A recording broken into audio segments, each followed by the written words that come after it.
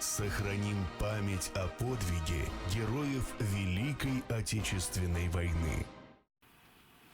Галинур Шахметович, а сколько вам было лет, когда началась война?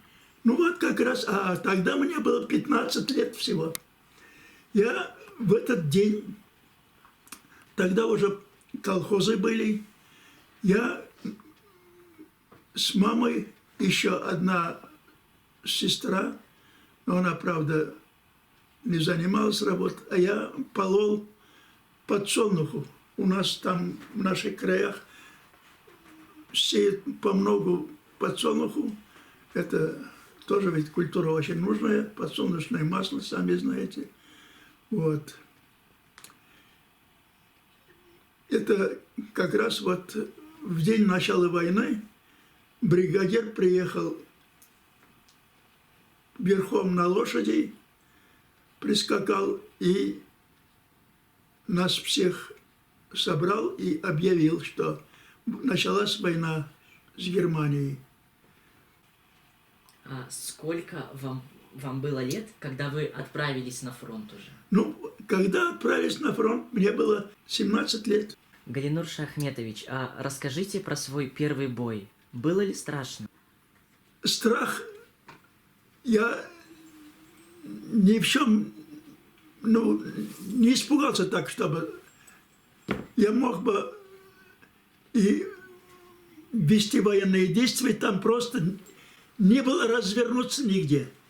Ну что там, 4 метра дороги, на этой стороне высокая стена, а там ущелье внизу. Крутое ущелье вообще. Когда он меня бросил из машины, чтобы меня спасти, я летел, наверное, метра 3 там по воздуху, пока приземлился там. Такая река текла там, как вот примерно как наш Чуй. Чуй, знаете? Но только она текла с большой скоростью.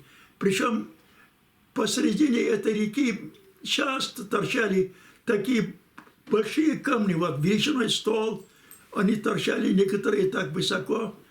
И через них вода переливалась с таким шумом. Даже когда мы ехали, нам машина не было слышно, звук машины. Вот шумная обстановка, да. А затем уже там как-то привык я. Ну, насмотришься, конечно, на этот вид страшный. Когда я оттуда поднялся, я сам практически подняться не мог. У меня оказался рана вот здесь на левой ноге. Как раз на мягком месте осколок. Осколок так попал. Он дошел до кости, конечно. Но если бы он попал мне куда-нибудь в голову, безусловно, я бы тоже погиб там. А во сколько лет вы вернулись с войны? Ну, мне было уже 24 года, я вернулся. Я уже теперь совсем зрелый человек. На жизнь уже смотрел я уже по-другому, безусловно. Но главный недостаток был в жизни для меня – это недостаток знаний. Учиться я хотел очень. Галинур Шахметович, а помните, как вы узнали о победе? И где вы вот узнали о ней? Я в то время как раз шел в поселка Краскино тогда уже. И радиоприемники тогда радиорупоры эти самые, они были такой вот формы. В общем, об окончании войны Левитан своим громогласным голосом объявляет об окончании войны. Я остановился, а главное, я нахожусь один здесь еще. Но потом, когда все это дело услышал, я торопился к своим, а там дорога. На дороге там мне женщины встретились, там ну, гражданское население уже, обнимают, целуют.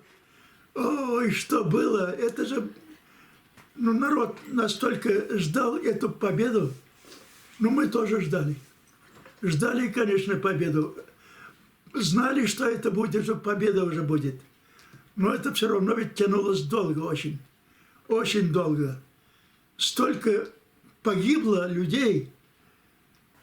Галинур Шаяхметович, что вы хотите пожелать молодому поколению? Конечно, я хочу пожелать только добра. Я не желаю, чтобы они повторяли мою же судьбу. Это мы все-таки были, сказать, что счастливчиками этого никак не скажешь.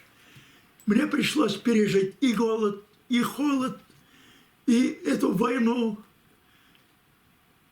и очень трудные условия учебы, и готовить себя к жизни. С большим трудом мне досталось все это дело. А сейчас вы счастливые, если так сравнивать с нами. Поэтому я желаю вам, молодежи, только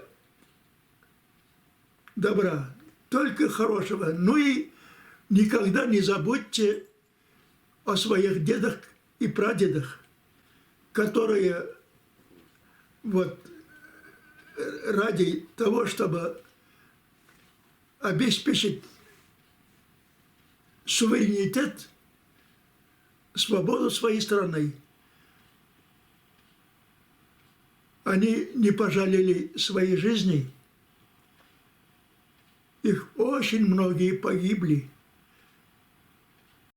Сохраним память о подвиге героев Великой Отечественной войны.